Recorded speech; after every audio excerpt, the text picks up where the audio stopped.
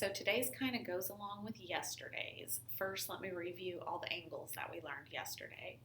So we've got our interior angles, which is in between the lines. We've got alternate interior, which is like 3 and 6 and 4 and 5.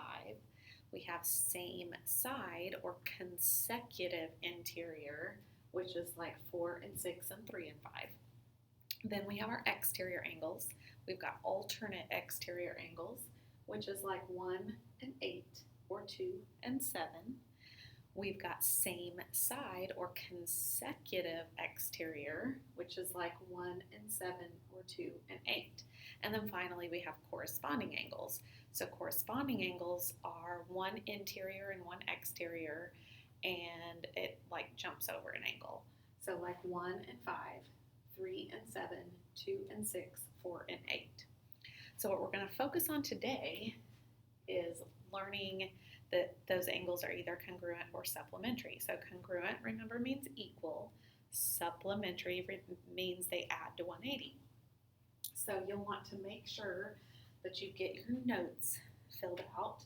So corresponding angles are congruent. Alternate interior angles are congruent. Alternate exterior angles are congruent, but the same side, interior and exterior, are supplementary. And then don't forget, your vertical angles are congruent, your linear pairs are supplementary. And then I've got these examples here, so make sure you get those in your notebook. Let's look at the worksheet. So number 1 says, when parallel lines are cut by transversal, which angles are congruent? So the ones that are congruent would be corresponding, alternate interior, and alternate exterior. And then when it says which are supplementary, that would be the same side interior and same side exterior. So on this one, you're going to identify the parallel lines. So your parallel lines would be these two lines right here, which is M and N. And then that would make your transversal T. How many angles are formed? Well, do you see how there's 8 numbers? So 8 angles. And then which of the angles are congruent? So I just did it like this. So like angles 2 is congruent to 6, is congruent to 8, is congruent to 4. So like 2 and 6, and then 6 and 8 are vertical, and then 8 and 4 are corresponding. And then I did the other set of angles. So angles 1 and 5, and 5 and 7, because those are vertical, and then 7 and 3. So just all of those angles. And it doesn't matter the order, because they're all congruent.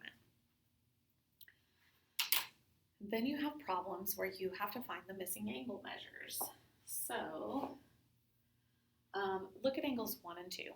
I hope you can see that they're a linear pair. So those two would add to 180. So what I do is I look at the angle that they've given us. Do you see that it's an obtuse angle? So if you look at angles 1 and 2, which other one is obtuse?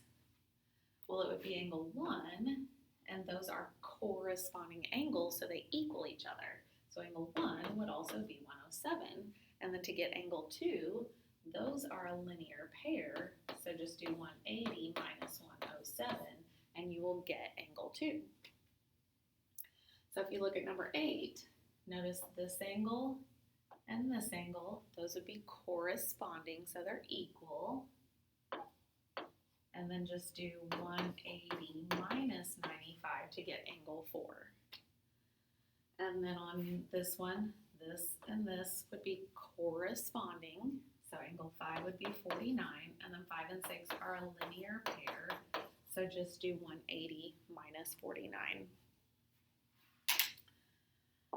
So then on these down here, you have to find all the missing angles. So I will do number 11. So look for your vertical angles. I would find all the equal, the congruent angles first. So vertical angles are equal. So angle 6 would be 61. And then look for your corresponding. So angle 1 would be 61. and then vertical 61. And then just do 180 minus 61, and that would give you angles 2, 4, 5, and 7. So that is how you do those. And then on this section, each problem is a new problem. So it's a brand new problem every time. So like for number 1, it says, what if angle 1 is 124? So angle 1 is 124. We have to find angle 4. Well, 1 and 4 are interior, they're in between the lines, and they're on the same side of the transversal. So same side are supplementary. So you would have to do 180 minus 124. And that would give you that answer. Let me look at one more. Let's look at the second one. What if you're given angle, not that one, because 2 and 3 are also same side interior, so just do 180 minus 48. Let's look at 16, 4 and 2. So 4 and 2, angle 4 is right here, and 2 is right here. So they're interior, but they alternate over the transversal, so that means they equal each other, so they would be the same, which would be 55. And then I'll help you set up the algebra. So if they're same side interior, they are supplementary, so they would add to equal 180. So x plus x minus 50 equals 180, or 2x minus 50 equals 180. And then you have to solve it, solve for x. Now these are corresponding angles, one exterior, one interior, so they equal each other. 3x minus 10 equals x plus 40, and then you have to solve that. These are same side interior, so they would add to equal 180, so 9x equals 180, and then you have to solve it for x.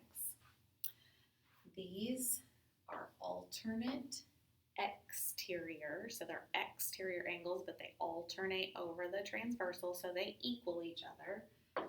9x plus 7 equals 115, and then you have to solve. And then these are alternate interior, so they also equal each other because alternate interior are congruent. So 10x minus 2 equals 98, and then you have to solve that for x. So hopefully that helped.